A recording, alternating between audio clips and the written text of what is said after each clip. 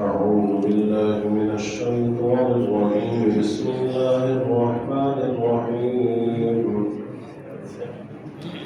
وعلم آدم الأسماء كلها ثم عرضهم على الملائكة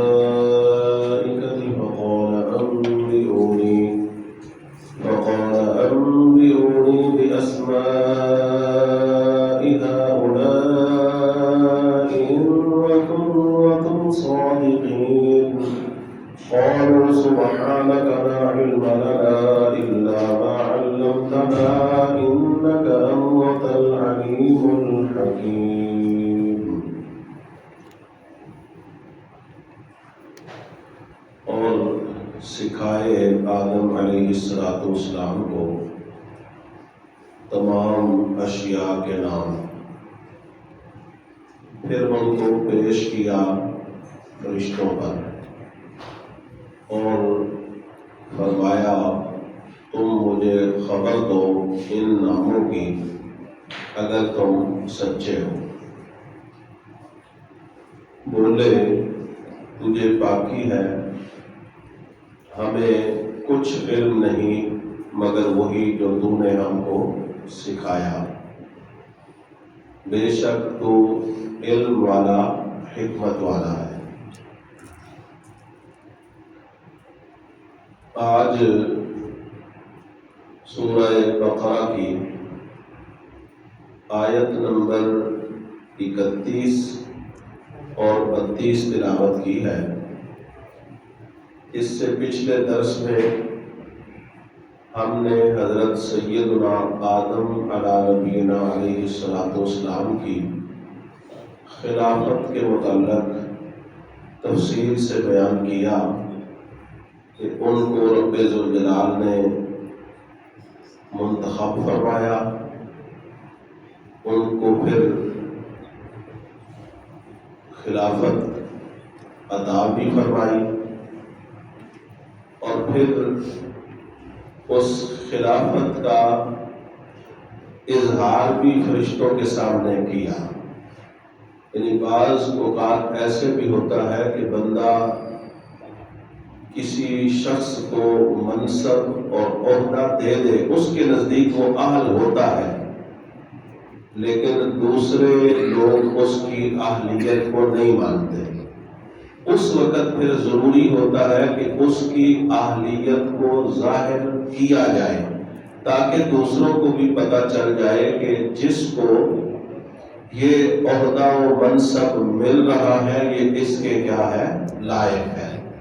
نہیں تو پھر لوگ بدگمانی کرتے ہیں اور نفرتیں پیدا ہوتی ہیں اور چمگوریاں ہوتی ہیں۔ ان سے بچنے کا یہ بہترین طریقہ ہے۔ یہ ضمناً ایک مسئلہ تھا جس کی طرف توجہ کی، ورنہ یہاں اس طرح بات نہیں ہے۔ یہاں تو خالصتاً باتیں اور طرح کی ہیں جو یوں بیان ہو رہی ہیں کہ جب فرشتوں نے یہ بات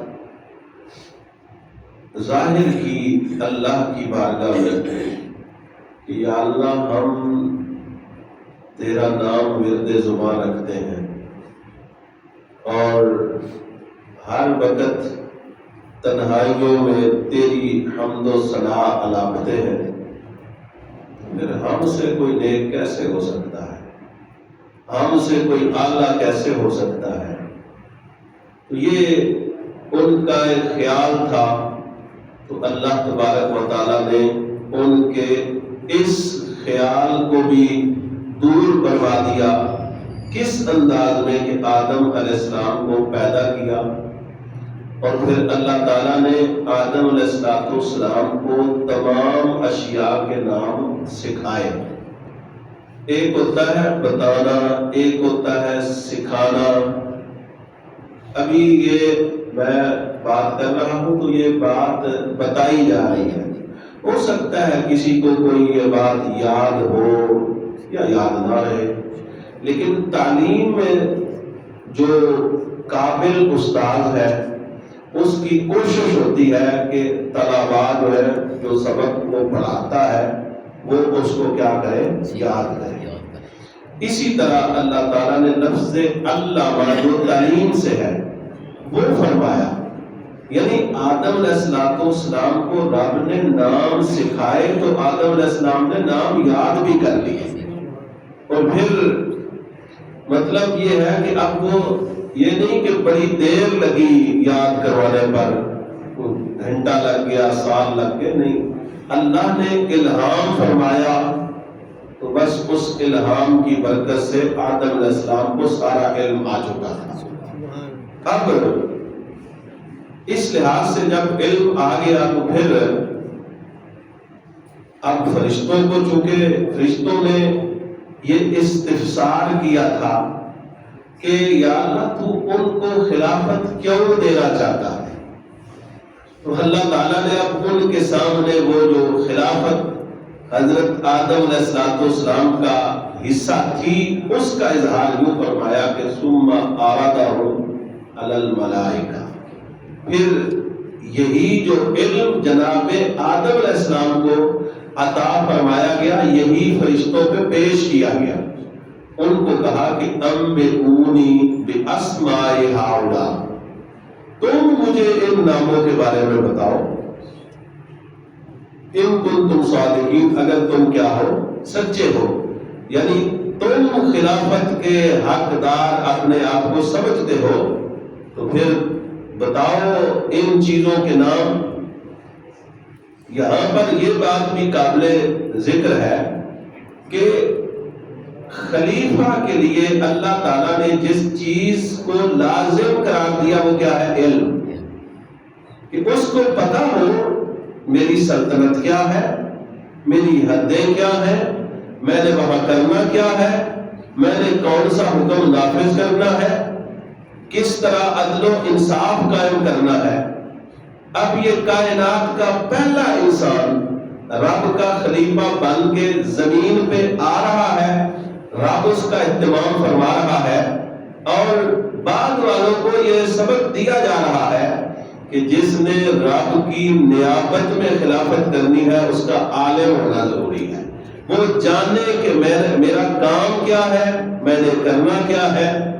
آج زمین فساد سے بری ہوئی ہے اور ہر بندہ پریشان ہے۔ آپ یقین جانیں اس بات کی کو آپ دل سے اس کی تحقیق کر لیں کہ جن لوگوں کو ہم نے اپنا روح رواں بنایا ہوا ہے ان کو علم ہی نہیں کہ ہم نے کرنا کیا ہے، ان کو پتہ ہی نہیں ہم نے کس کو کیا دینا ہے، ان کو پتہ ہی نہیں ہم نے کس کو کس کام سے روکنا ہے، ان کو یہ پتہ ہی نہیں کہ ہم نے کس کو کس کام کا حکم دینا ہے، تو وہ جاہل ہے۔ اب ظاہر ہے جاہل آدمی جو ہے وہ زمین میں عدل و انصاف نہیں قائم کر سکتا۔ عدل و انصاف قائم کرنے کے لیے جس شخصیت کی ضرورت ہے وہ ہے جس کو اس زمین میں عدل و انصاف قائم کرنے کا علم بھی۔ چنانچہ اس وجہ سے وزراء، امراء، حکمران، سبھی لوگ ان کو اپنے اپنے منصب کے بارے میں معلومات اور علوم ہونا ضروری ہے تاکہ ان کو پتہ ہو کہ ہم نے کام کیسے کرنا ہے۔ جبکہ یہ دوسروں کے سہاروں پہ چلتے ہیں، وہ پھر بات صرف اتنی آتی ہے کہ بریفنگ دے دی گئی ہے۔ اب بریفنگ سچی بھی ہو سکتی ہے، بریفنگ جھوٹی بھی ہو سکتی ہے، بریفنگ بناوٹی بھی ہو سکتی ہے، بریفنگ حقیقی بھی ہو سکتی ہے، اور اکثر طور پر یہ سب کچھ راج اور ملی بھگت اسی طرح کے کام ہوتے ہیں۔ لہذا ہمیں اپنی اولادوں کی، اپنے قرب و جوار میں رہنے والے لوگوں کی تربیت کرنی چاہیے آہستہ آہستہ، کہ حکمرانی کے لیے ضروری ہے کہ بندہ سلجھا ہو، سمجھا ہو، اور وہ حکمرانی کے اصولوں سے واقف بھی ہو، تو پھر جا کر ہو سکتا ہے کہ یہاں کوئی بہار آئے۔ چنانچہ اس بنیاد پر اللہ تعالیٰ نے فرشتوں سے یہ بات کی کہ اب تم مجھے سلطنت کے تم نے نگہبان بننا تھا تو نگہبانی کے بارے میں بتاؤ تو صحیح نا، وہاں کرنا کیا ہے۔ ان کنتم صادقین، اگر تم سچے ہو۔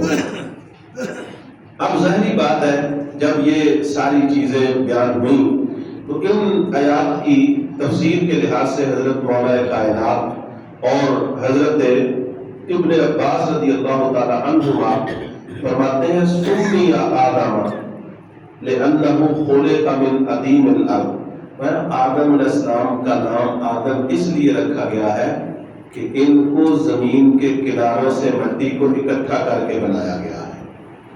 اسی طرح جب حضرت سیدنا آدم علیہ السلام جو ہے ان کو اللہ تبارک و تعالی نے پیدا کیا اور ساری چیزوں کے ناموں کو بتا دیا، تو پھر یہ ملائکہ کو بھی کہا گیا کہ تم بھی جو ہے وہ یہ بتاؤ کہ انی جاعل فی الارض خلیفہ۔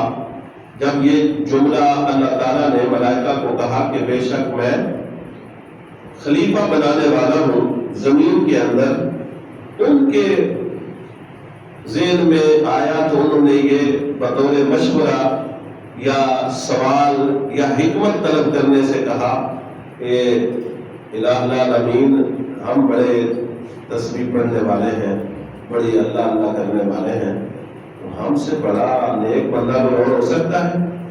ہم سے کوئی آگے بڑھ سکتا ہے؟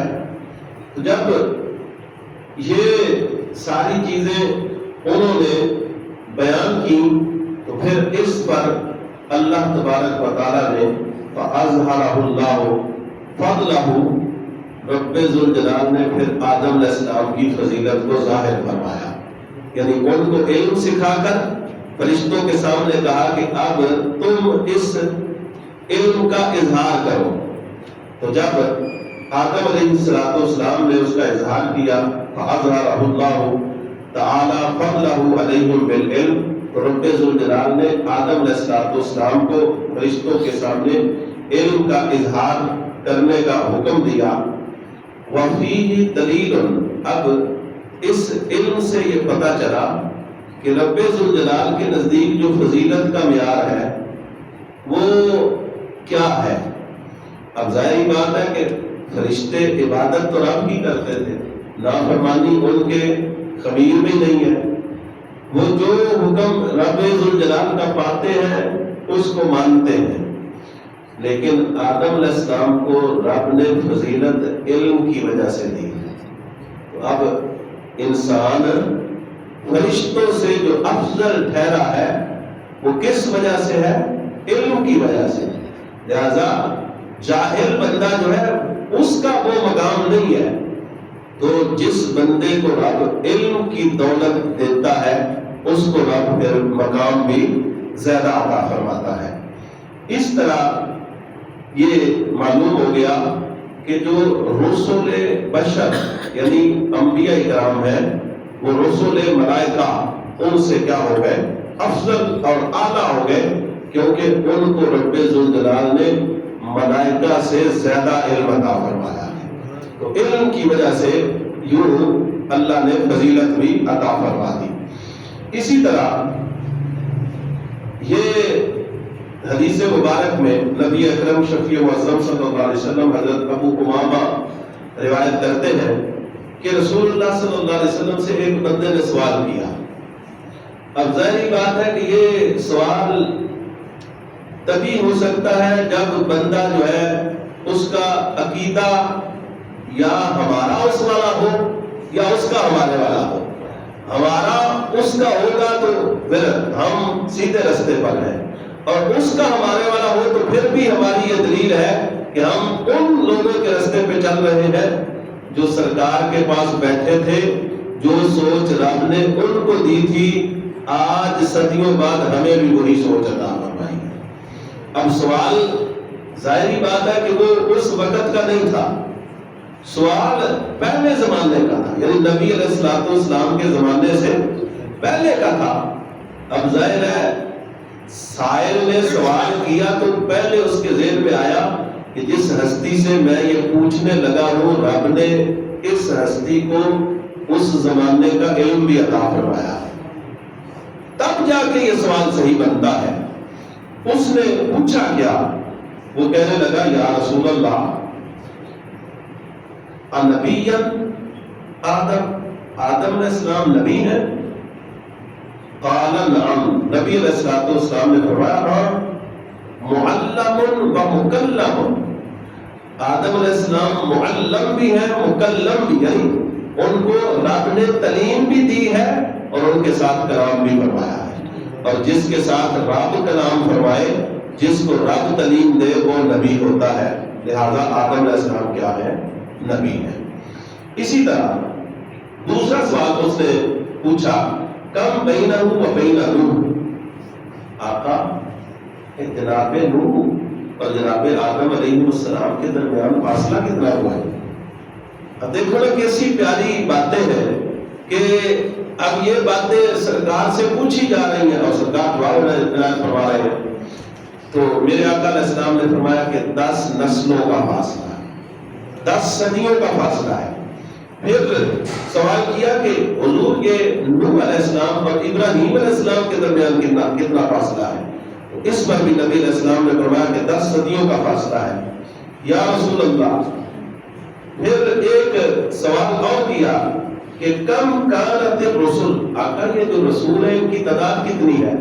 تو نبی علیہ السلام نے فرمایا 315 رسول ہیں، اور یہ تھوڑے نہیں، جمن غفیرہ، بڑی جماعت ہے رسولوں کی۔ تو یوں نبی اکرم شفیع معظم صلی اللہ علیہ وآلہ وسلم نے اس طرح علم غیب بھی بتایا ہے اور اپنے علم کا اظہار بھی فرما دیا ہے کہ مجھے رب نے کتنا نوازا ہے کہ آدم علیہ السلام کے بارے میں خبر پوچھی تھی اور وہ خبر چلتے چلتے ابراہیم علیہ السلام کے بارے میں آ گئی اور پورے رسولوں کے بارے میں پوچھی گئی۔ تو میرے آقا نے کسی کے جواب میں یہ نہیں کہا مجھے پتہ نہیں، اللہ بتائے گا تو میں تمہیں پھر بتاؤں گا، بلکہ جیسے سائل نے سوال کیا ہے حضور علیہ السلام نے فوراً جواب عطا فرمایا۔ اس طرح آپ کا علم جو ہے وہ سب سے عالی شان ہے۔ اب جب فرشتوں کو کہا گیا کہ تم اس سوال کا جواب دو تو قالوا سبحانک، وہ بولے کہ باقی ہے تجھے، لا علم لنا الا ما علمتنا، ہمیں علم نہیں مگر جو تو نے ہم کو سکھایا۔ اس عبارت سے یہ پتہ چل گیا کہ فرشتوں کا یہ سوال بے ادبی کی نیت سے نہیں تھا، اعتراض نہیں تھا، بلکہ اس حکمت کو پوچھنا تھا۔ یہی وجہ ہے کہ جب ان کو حکمت سمجھ آ گئی تو فوراً سر نگل ہوئے اور انہوں نے تسلیم کر لیا کہ واقعی آدم علیہ السلام جو ہے وہ خلافت کے کیا ہے؟ حقدار ہے اور انہی کو خلیفہ بنانا چاہیے۔ اس پر پھر اللہ تعالیٰ کو انہوں نے یوں مدح سرائی فرمائی کہ انکا انت العلیم الحکیم، کہ یا اللہ بے شک تو ہی جاننے والا حکمت والا ہے۔ تو یوں اس پر ساری صورتحال جو ہے اس کو بیان کیا گیا۔ اسی طرح نبی اکرم شفیع معظم صلی اللہ علیہ وآلہ وسلم نے امت کو یہ ساری چیزیں بیان فرمائی، لہذا میں نے پہلے بھی شروع میں کہا تھا کہ قرآن مجید کو سمجھنا ہو تو پھر اس طرح سمجھیں جس طرح سرکار نے سمجھایا ہے۔ اب کوئی گھر بیٹھ کے کہے دیکھو فرشتے اللہ کے سامنے کھڑے ہو گئے، تو وہ اس ماحول کو پہلے دیکھیں کہ ماحول کیا بنا، پھر صورتحال کیا بنی، پھر اس کے بعد سوال اور جواب کا انداز کیا ہوا، تو اس سے صاف بات نکل کے سامنے آتی ہے کہ فرشتوں نے حکمت طلب کی تھی، جب ان پر حکمت ظاہر ہو گئی تو انہوں نے سر خم تسلیم کر لیا۔ اللہ تبارک و تعالی ہمیں اس پرفتن دور کے اندر صحیح معنوں میں قرآن کو سمجھنے کی توفیق عطا فرمائے اور پھر اس پہ عمل کی توفیق عطا فرمائے، آمین ثم آمین۔